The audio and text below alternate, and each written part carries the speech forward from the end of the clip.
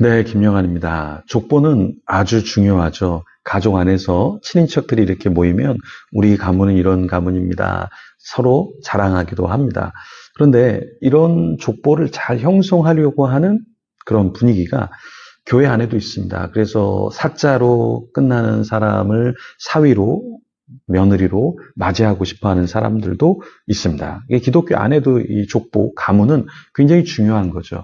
그런데 문제는 뭐냐면 멋진 족보를 형성하려는 이런 생각과는 달리 그것이 굉장히 쉽지는 않다는 거죠.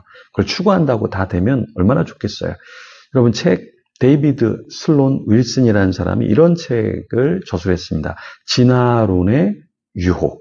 자, 이 책에 보면 진화론자가 실험을 합니다. 우수한 닭 10쌍을 우수한 닭 군집을 이룰 것으로 이루어서 이렇게 키우죠. 그런데 6대가 지나도록 이렇게 키워봤는데 그 결과는 뭐냐면 서로 상처를 내고 서로 죽였다라는 거예요. 반대로 우수하지 않은 닭 10쌍을 키워서 6대가 지나도록 관찰을 했는데요.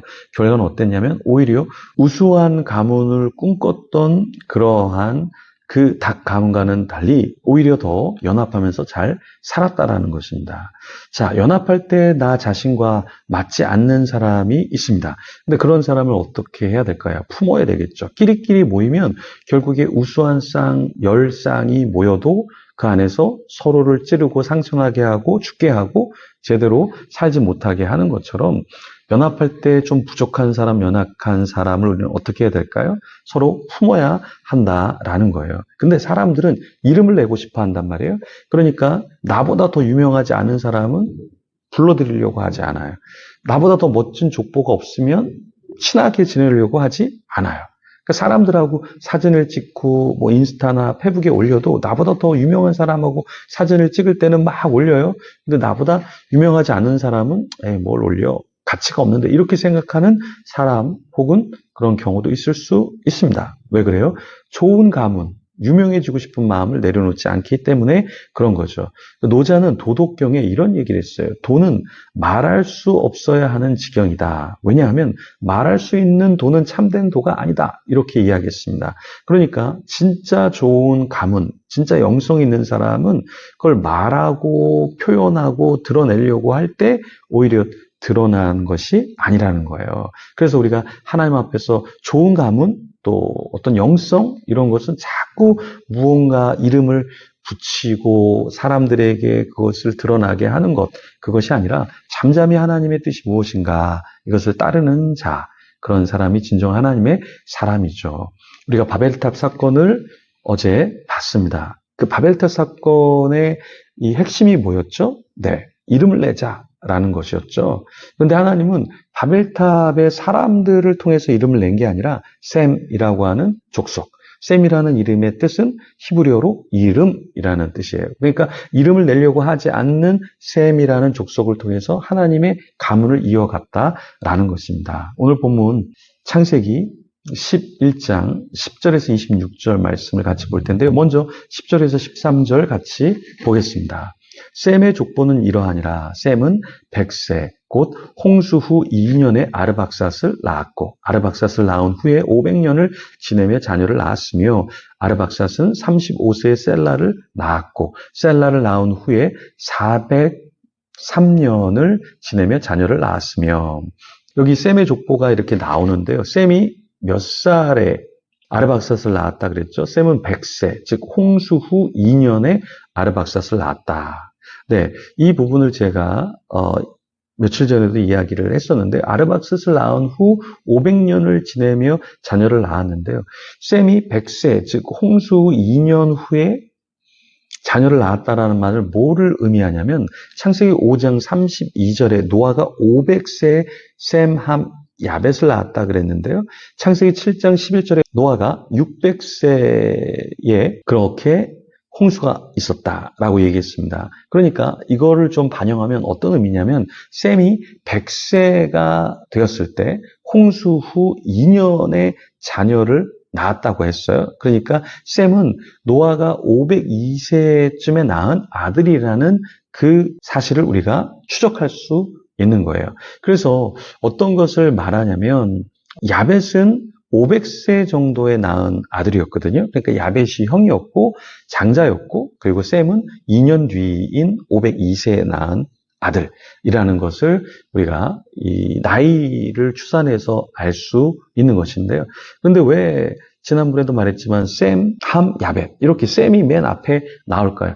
그렇게 맨 앞에 나온 이유는 셈이 하나님이 보시기에 합당한 이름을 이을 수 있는 합당한 존재였기 때문에 앞쪽으로 끌어냈다라는 거예요. 우리가 어떤 걸 강조할 때 앞쪽으로 끌어내는 게 있습니다. 그렇죠? 그래서 에이스, 이 사람 에이스야 그러면 그 사람 앞쪽으로 끌어내서 세우죠. 예, 사진을 찍을 때도 어때요? 에이스들은 앞쪽으로 나와서 좀 찍게 만들잖아요. 그죠? 네. 그래서 저도 앞쪽에 나와서 사진을 찍는 건가요? 네, 그건 잘 모르겠습니다. 자, 아르박삿은 또 누구를 낳았죠? 네, 몇 년을 더 살았나요? 셀라를 낳은 후에 430년을 지내면서 낳았습니다.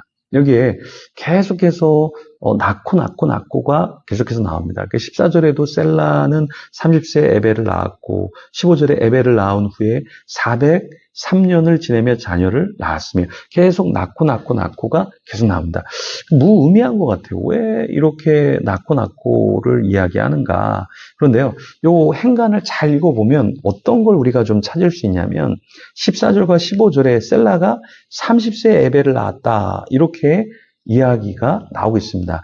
여러분 잘 보시면 아까 그 셈이 자녀를 낳을 때가 몇 살이라고 얘기했죠? 100세. 그런데 갑자기 셀라 때는 30세 에벨을 낳았다. 이렇게 말을 하여 이게 뭘 말하고 있냐면 네, 인간이 아이를 낳는 나이가 점점 네, 젊어지고 있다라는 것을 보여주고 있죠. 또 어떤 사실을 우리가 알 수 있냐면 홍수 후에 출산의 변화가 있다라는 거예요. 그러니까 홍수 이전에는 사람들이 또 좀 늦게 낳기도 하고 오래 살았지만 홍수 후에는 조금 더 사람들이 일찍 낳으면서 빨리 죽게 되죠. 요 부분들을 우리가 성경의 행간을 읽으면서 노아의 홍수 이전과 이후에 사람의 수명과 많은 변화가 있었구나라는 것을 우리는 알 수 있습니다. 그래서 18절도 보면 벨렉은 30세에 르우를 낳았고 이렇게 말을 하고 있어요. 그러면서 계속해서 또 낳고를 하고 있는데 이 낳고가 아무 의미가 없는 게 아니라 이렇게 계속해서 22절부터 26절에 계속해서 낳고 하다가 25절에 데라를 낳은 후에 119년을 지내며 자녀를 낳았으며 26절에 데라는 70세에 아브람과 나홀과 하란을 낳았더라. 이렇게 하면서 우리에게 굉장히 친숙한 사람이 나오죠. 누굽니까? 아브라함이 나오죠. 나홀이 나오죠. 하란이 나오죠. 이렇게 해서 무의미한 낳고인 것 같지만 그렇게 낳는 가운데 어때요?